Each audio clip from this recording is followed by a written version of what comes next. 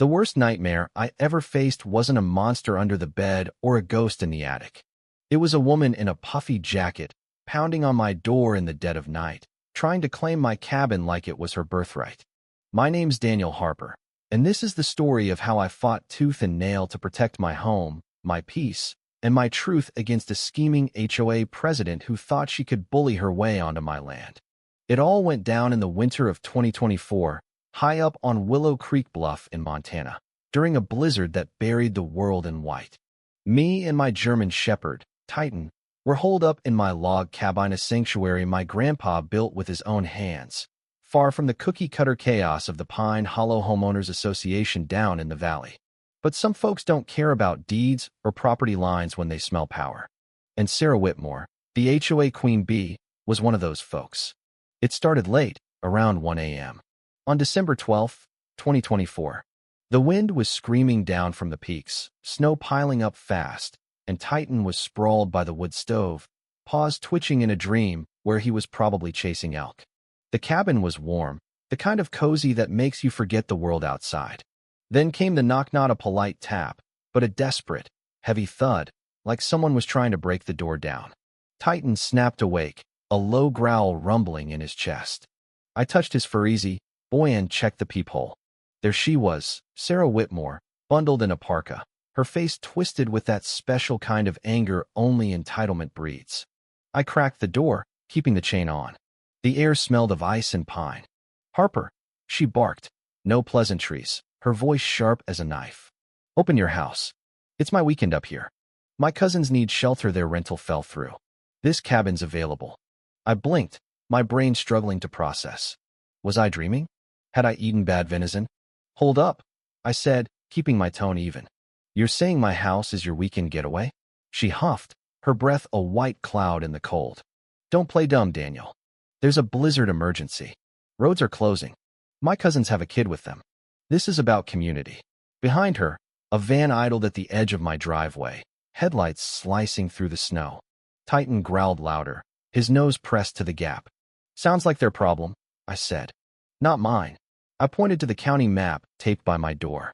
"My land's not in your HOA. You've got no say up here." Her eyes narrowed, face flushing. "This isn't about legal nonsense, it's about decency. You'll regret this, Harper." She stormed off, boots crunching, but her van didn't leave. It sat there, brake lights glowing like predator eyes. I locked the door, but the threat lingered colder than the storm.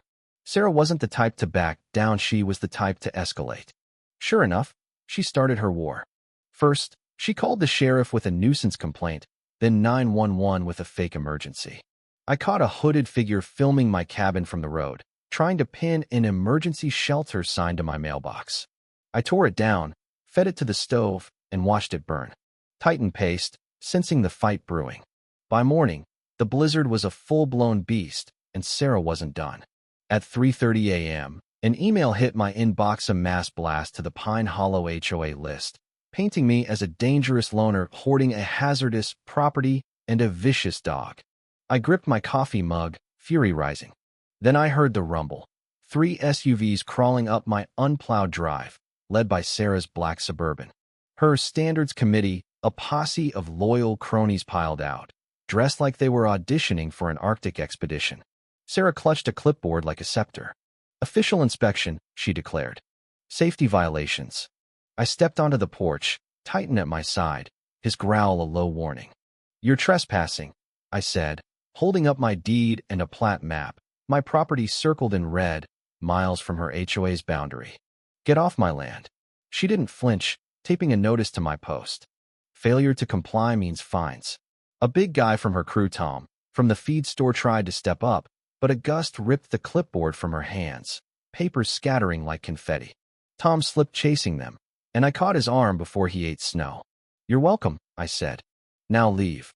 They retreated, but I knew it wasn't over. Sarah was regrouping, not surrendering. I got to work. From the attic, I dug out my old Forest Service gear, 3 motion-activated trail cams with night vision.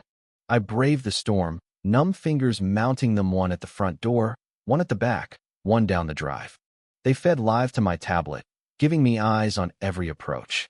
I scanned my deed, survey, and tax records into a folder labeled Truth. Grandpa always said, "A bully's only as strong as your silence." I wasn't staying silent. I strung a trip line with Titan's old bell collar across the back pathlo-tech, but effective. If anyone snuck up, those bells would sing. Titan took his post by the door, a furry sentinel. At 4:12 a.m., they did. The bells jingled, sharp and clear. Titan's ears shot up, and I grabbed the tablet. The back cam showed two figures in black hoodies, one prying at my kitchen window with a crowbar. My blood boiled. I hit record and dialed 911, whispering, breaking and entering, 28 Willow Creek Bluff. Two men, caught on camera.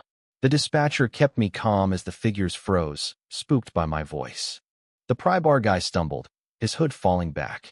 Clear as day, the infrared flash caught his face. Sarah's nephew, Ethan, the kid who mowed her lawn. They bolted into the woods. I saved the file. Attempted BNE for 12 a.m. I had them. But Sarah wasn't done. By noon, the sheriff's office called. Sergeant Ramirez, voice heavy with exhaustion, said, "She's claiming you've got a kid in there, Daniel. Says your chimney stopped smoking and you're freezing with a nephew inside. Wants a welfare check." I stared at the roaring fire. She's lying. No kid here. Just me and Titan. She's weaponizing the storm. Ramirez sighed. I believe you, but a child endangerment call ties my hands. She's plowing the road herself to get us up there. My stomach sank. She was turning the blizzard into her battering ram, crafting a lie so vile it forced action. I had to fight back, not just for me, but for the truth. I set up my laptop by the window, launched a live stream, and titled it, "Illegal HOA Harassment and False Police Reports." I DM'd the link to my neighbor, Caleb, who ran a local watch group. "Spread this," I wrote. On stream, I showed the county map, my property outlined, far from the HOA's reach. I played the 4:12 a.m. footage, narrating, "This is Ethan Whitmore, Sarah's nephew, trying to break in." The viewer count climbed 50, 200, 500. Then I heard the plows roar. Headlights pierced the whiteout. A truck, a sheriff's SUV, and Sarah's Suburban. My siren blared, startling them. Titan barked, hackles up. Sarah stormed out, yelling, dragging blankets and water jugs props for her rescue act. Ethan followed, nervous. The deputies, Ramirez and young Officer Lee, stepped out, faces grim. Sarah screamed, "He's got a kid in there. He's unstable," pointing at my door. Then Ethan made his mistake. While Sarah ranted, he darted to my door, pulling a bump key. He jammed it in, yelling about saving the kid. Lee was on him in seconds, slamming him against the wall, cuffs snapping shut. "Police. Hands off." Sarah's jaw dropped. "That's my nephew," she shrieked. Ramirez turned, voice like steel. "Your nephew just tried to break in on a live stream watched by half the county." He held up Ethan's phone, its screen lighting up with texts. "Aunt Sarah, is the Bluff House open? $600 for the weekend." Another. "Keys by the woodpile. Owner's gone." A third, from Ethan. "Stuck on porch. Cops here. Stick to the kid story." The stream caught it all. Sarah's face went white. Her empire scheme to rent out private homes during the storm crumbled. She wasn't saving anyone. She was a crook, selling my home and others for cash. Ramirez scrolled the chat, revealing lists of targets, break-in tips, and price tiers $400 for empty cabins, $600 for emergency duress claims. Lee cuffed Sarah, reading her rights as she wailed. "It's a misunderstanding." But the truth was out, broadcast live. The war was over. The deputies hauled them away, red and blue lights fading into the snow. Titan leaned against me, and I stood on the porch, breathing the clean air. The fallout was brutal. The stream went viral, and Sarah faced charges: conspiracy, fraud, false reports. The HOA collapsed, its board resigned, and new bylaws stripped its power. I went to the emergency meeting, accepted their apology, and walked away. My cabin was mine again. A week later, the snow had erased every trace of the fight.